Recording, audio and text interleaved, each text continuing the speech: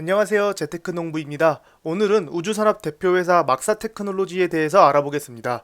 구독과 좋아요 부탁드립니다. 먼저 막사테크놀로지가 무슨 회사인지 알아보겠습니다. 막사테크놀로지는 우주기술통신, 지구관측, 레이더 및 궤도 서비스 위성, 위성 제품 및 관련 서비스를 전문으로 하는 회사입니다. 2017년 관측 위성 영상 사진을 제공하는 디지털 글로브와 캐나다 우주항공회사인 MDA가 합병해서 만들어진 회사입니다. 현재 미국에 본사를 두고 있습니다. 막사의 자회사들입니다. 첫 번째로 디지털 글로브가 있습니다. 고해상도 지구 이미지 관련된 데이터 분석에서 세계 1위 업체입니다. 특히나 디지털 글로브는 구글, 우버, 페이스북 등 다양한 IT 기업들이 고객으로 있습니다. 구글 맵, 구글 어스 등의 많은 이미지를 제공하고 있습니다. 두 번째로 SSL입니다. 기상, 지구 관측, 통신 위성 제작이 주요 사업입니다. 세 번째로 레디언트 솔루션입니다. 위성에서 받은 데이터를 분석하고 가공하는 업체입니다. 네 번째로 브리콘입니다. 위성으로 관측한 각종 데이터 중에서 지리 정보에 대한 데이터를 가공하여 제공하는 업체입니다. 막사가 무엇을 할 수 있고 어떤 기술을 가지고 있는지 알아보겠습니다. 첫 번째로 위성 개발입니다. 전 세계의 정부 및 기업에서 다양한 기술 요구 사항을 막사는 안정적으로 만족합니다. 막사의 경제적인 우주선 플랫폼은 다양한 임무를 수행하며 무게를 줄이면서 정밀 제작을 위한 모듈식 생산 방식을 제공합니다. 두 번째로 전기 추진 분야입니다. 전기 추진 분야의 선구자인 막사는 우주에서 10만 시간 이상의 능동전기 추진기 작동을 기록한 30개 이상의 우주선을 제작했습니다. 이로 인해 막사는 세계에서 전기 추진 시스템에 가장 경험이 풍부한 업체입니다. 그러나 전기 추진이란 무엇이며 표준 우주선에서 볼 수 있는 화학 추진 시스템과 어떻게 다를까요? 우주선에서 화학 추진기는 연료, 산화제 혼합물을 태우면서 열과 압력을 생성하여 배기가스를 생성합니다. 즉, 배기가스를 통해 배기플룸이라는 힘이 발생하며 이 힘으로 우주선을 움직입니다. 우주선에는 배터리가 있지만 더 좋은 에너지원인 태양을 사용합니다. 태양열판에서 태양열을 모으고 이 전력의 전압이 증폭되어 전기추진기로 보내집니다. 전기추진기에서 전기장을 통해 가속되어 배기플룸을 방출합니다. 이러한 전기추진기는 화학추진기보다 6배에서 10배 정도 효율이 좋다고 합니다. 세 번째로 로봇공학 분야입니다. 원격 작업을 위한 로봇공학 및 자동화 시스템을 가지고 있습니다. 궤도에 떠있는 위성에서 조립 및 제조가 가능한 기술을 가지고 있습니다. 막사의 로봇공학은 임무 수명이 길고 무인, 유인 우주선에서 여러 기능이 가능합니다.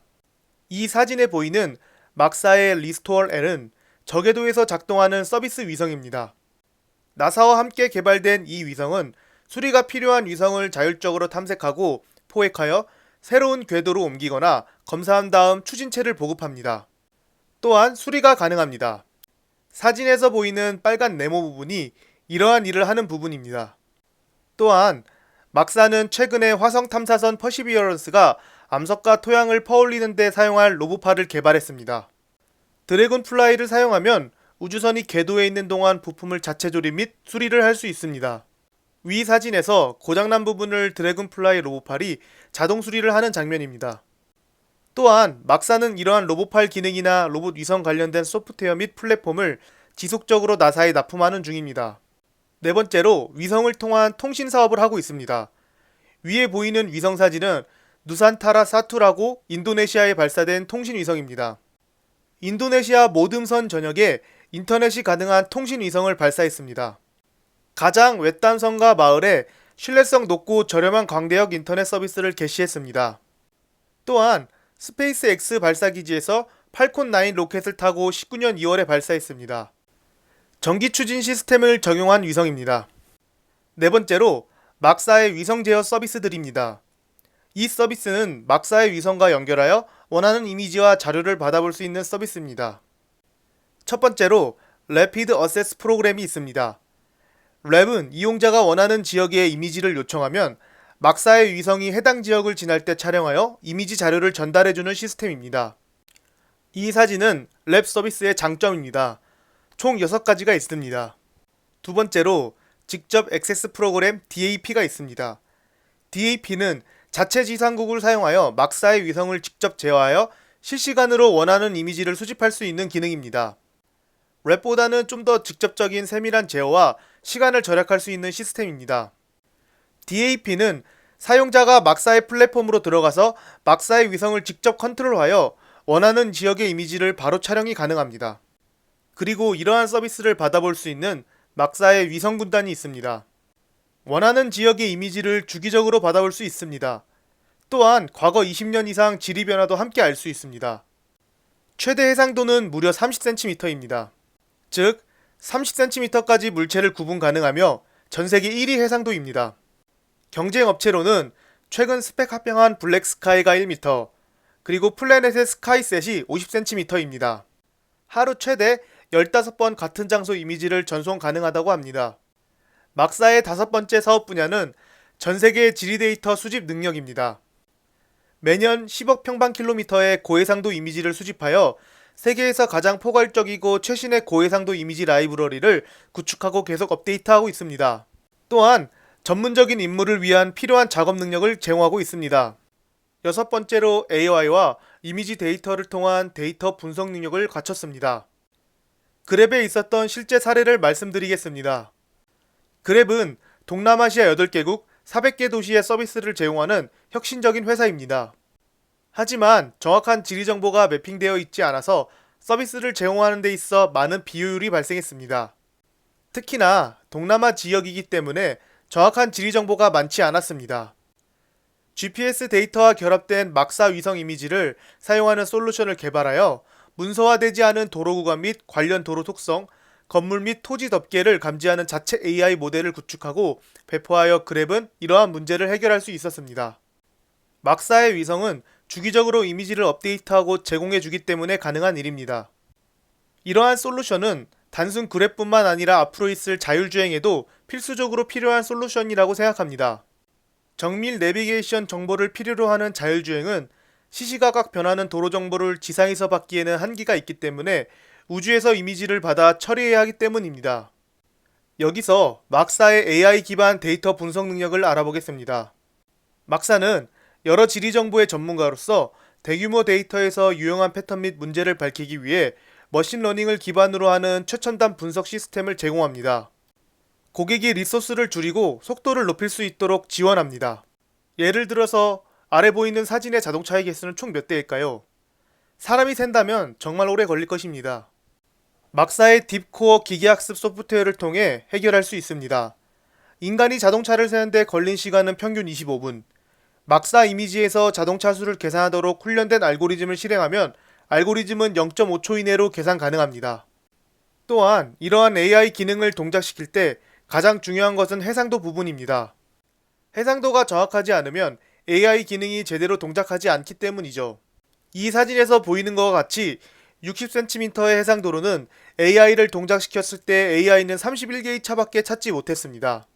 하지만 30cm의 해상도로 돌렸을 때는 정확히 차의 개수를 찾았습니다.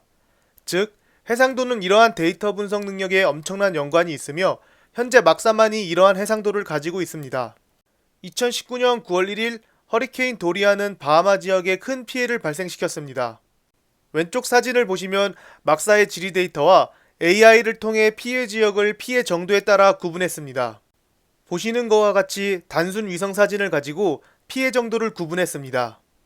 이렇게 막사는 단순 위성 이미지를 제공하는 것뿐만 아니라 이미지를 분석하여 고객들이 원하는 정보를 쉽게 제공할 수 있습니다. 막사의 현재 현황을 알아보겠습니다. 70개의 기업 및 국가가 고객입니다. 현재 궤도에 있는 막사 위성 개수는 80개 이상입니다. 125페타바이트의 이미지를 보유하고 있습니다. 1000테라가 1페타이니 얼마나 많은 데이터를 가지고 있는지 짐작할 수 있습니다. 285개 이상의 우주선을 제작했습니다. 또한 4,300명의 직원이 있습니다. 그 다음으로 막사의 실적 및 재무에 대해서 알아보겠습니다. 20년 4분기 실적 및 20년 실적 발표 하이라이트를 알아보겠습니다. 지속적인 운영으로 1723밀리언 달러의 통합 수익을 얻었습니다. 303밀리언 달러의 순이익이 발생했으며 0.85 주당 순손실이 발생했습니다. 2020년 4월 8일 MDA 사업 매각을 완료했으며 매각 비용으로 부채를 상환했습니다. 그리고 브리콘 인수를 완료했습니다. 매출을 한번 알아보겠습니다. 19년 4분기와 비교해서 13%가 증가했고 19년도와 비교해서 3%가 증가했습니다. 순이익 부분은 19년 4분기와 비교해서 오히려 40밀리언 달러의 적자가 발생했고 19년도와 비교해서 277% 순이익이 증가했습니다. 에비타는 19년 4분기와 비교해서 64%가 감소했고 19년도와 비교해서 13%가 증가했습니다. 막사의 매출 분야를 자세히 알아보겠습니다. 막사의 매출 분야는 총 3가지가 있습니다.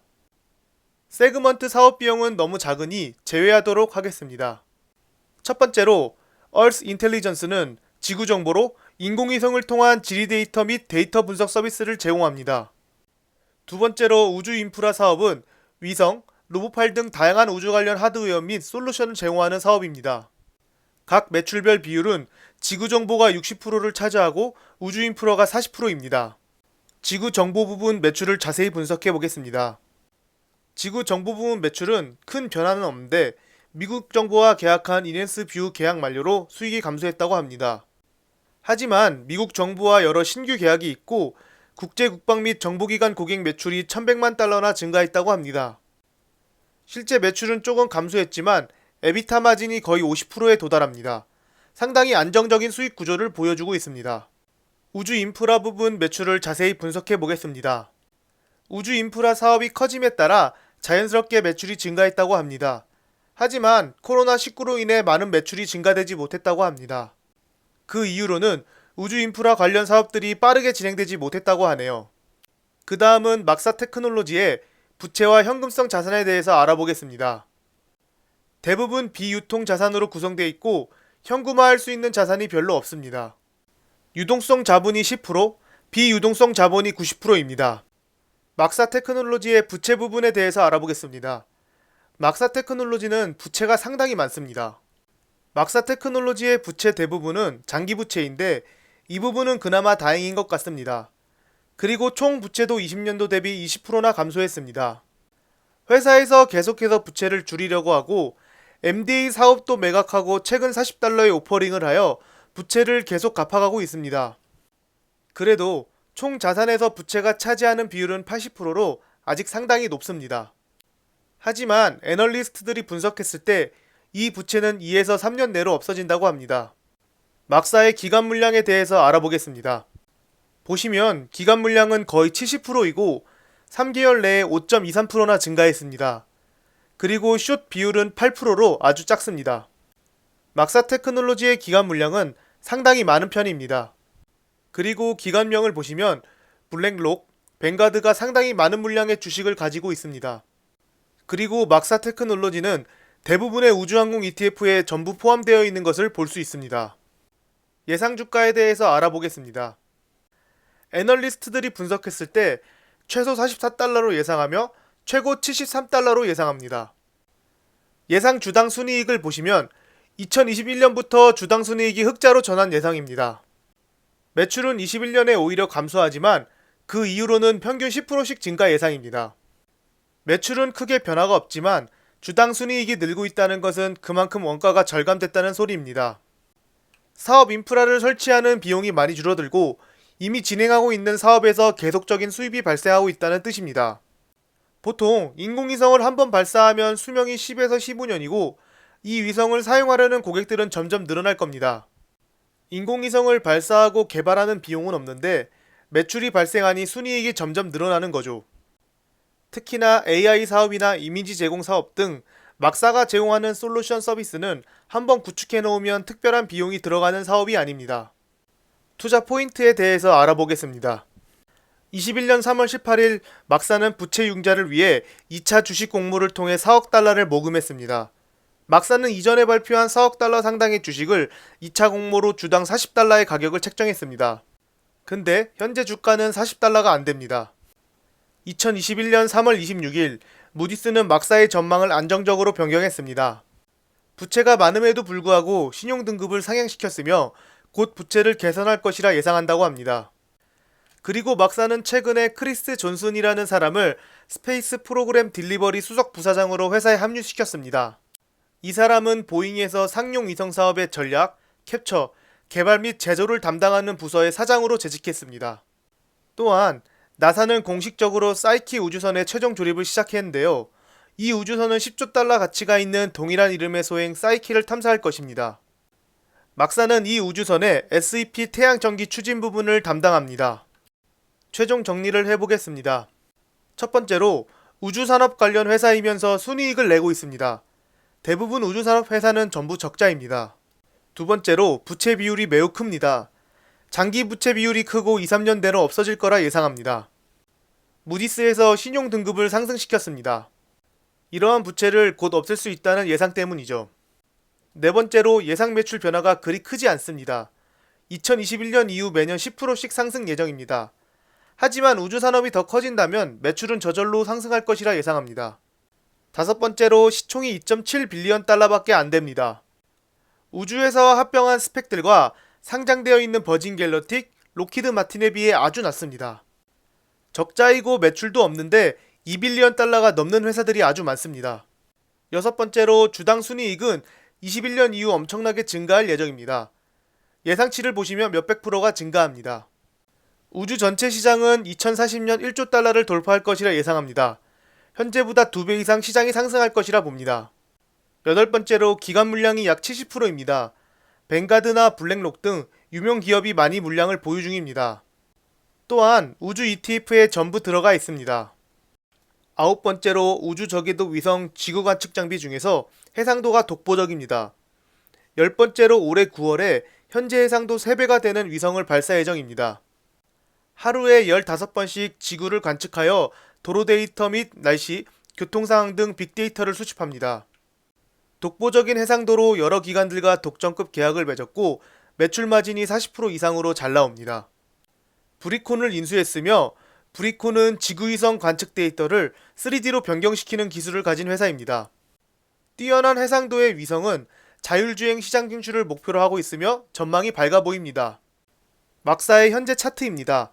30불대 후반을 지지하면서 가고 있고 최근에 50불 후반까지 올라간 적이 있습니다. 그리고 아래 사진은 모건 스탠리에서 예측한 우주시장 크기이며 2040년에 1조 달러를 넘는다고 합니다. 저는 개인적으로 막사 테크놀로지가 괜찮아 보입니다.